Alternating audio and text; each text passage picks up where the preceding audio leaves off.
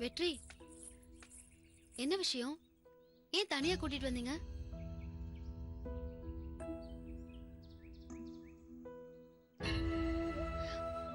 சொல்லுங்க. நந்தினி, எங்க அப்பா எங்க அம்மாவை குளிப்பாட்டி நல்ல ட்ரெஸ் போட்டு விட்டு குழந்தை மாதிரி பாத்துக்கிறாருன்னா அவரு புருஷன். ஆனா நீங்க யாரு? எங்க இருந்து வந்தீங்க? எந்த ரத்த பந்தமும் இல்லாம எப்படி உங்களுக்கு இவ்வளவு பாசம்? நான் சொன்ன ஒரே ஒரு வார்த்தைக்கு கட்டுப்பட்டு இப்படி நடக்கிறீங்களே, உண்மையிலேயே நீங்க என்னோட மனைவியா?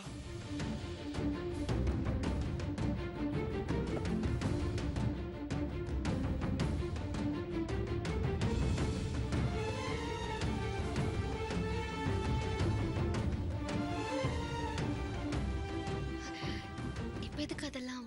எல்லாரும் இருக்காங்க. அண்ணே, என்ன ரகசியம் பேசிட்டு இருக்கீங்க? என்ன ரகசியம் பேசிக்க போறாங்க? அம்மாவை எப்படி குணப்படுத்துறதுன்னு தான் பேச போறாங்க. வாமா லட்சுமி.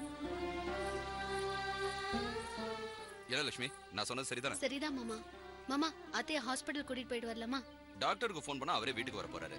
நாம ஏமா ஹாஸ்பிடலுக்குலாம் போகணும்? இல்ல மாமா, இப்படி அடிக்கடி அத்தைய வெளியில கூட்டிட்டு வந்தாதான் அவங்க சீக்கிரம் குணமாவாங்க.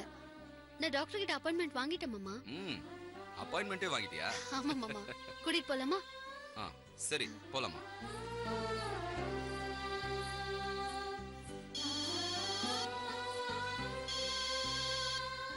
டாக்டர் கூப்பிடுறாரு, பேசுங்க. ஹலோ, வெற்றி பேசுறேன் டாக்டர். வெற்றி, நான் டாக்டர் பேசுறேன்ப்பா. உங்களை பார்க்க தான் வந்துகிட்டு இருக்கோம் டாக்டர். என்ன பார்க்க வரீங்களா? இப்ப நான் உங்க வீட்டுல தான் இருக்கேன். வீடு வேற பூட்டி இருக்குது. டாக்டர், லட்சுமி அம்மா ட்ரீட்மெண்ட் விஷயமா உங்ககிட்ட அப்பாயின்மெண்ட் வாங்கியிருக்கேன்னு சொன்னாலே. ஆமா. அப்புறம் எதுக்கு வீட்டுக்கு வந்தீங்க? அது அவர்கிட்ட பேசுறதுக்கு அப்புறம் யோசிச்சு பார்த்தேன். உங்க அம்மாவை கார்டு ஏத்தி இறக்கிறதுக்கு கஷ்டப்படுவீங்கன்னு நானே வீட்டுக்கு வந்துட்டேன். இத லட்சுமிக்கு போன் பண்ணி சொல்லலாம்னு நினைச்சேன், மறந்துட்டேன்.